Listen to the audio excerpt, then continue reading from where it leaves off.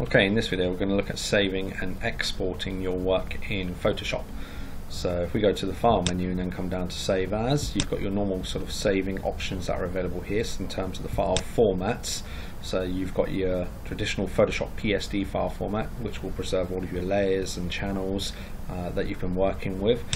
You could also choose, for example, you've got your GIF, you've got your JPEG, and you've got your PNG as your common different kinds of image file formats, as well as multiple other file formats that are available here as well. New to CC 2015, we also have the File and Export, and then Export As feature. This is like a simplified version of the old Save for Web feature that was available in previous versions of Photoshop. So this makes it much more simplified in terms of the options that are available. If we just zoom in here, what you can do is you can see that you can choose different kinds of file formats. The file formats that you can choose from are all web related ones, such as your PNG, your JPEG, your GIF, and your SVG for your vector based graphics. If we go and choose JPEG, for example, you've got a quality setting, so it's set to 100%, but if we reduce that, you get a live preview to show you how changing this quality setting over here will actually affect the image quality.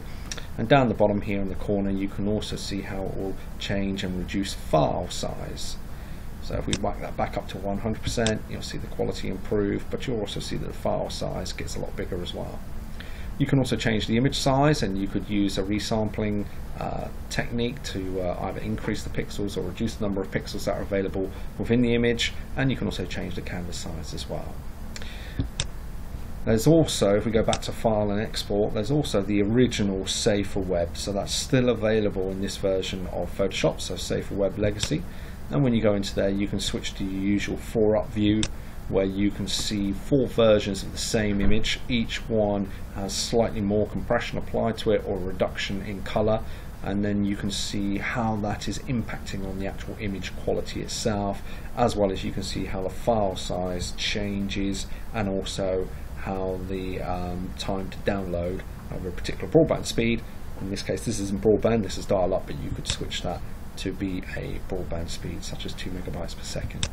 And again, over here you can change your file format, so you could switch it to a JPEG or PNG, PNG24, all these different kinds of file formats that are used for images that are going to be displayed on web pages.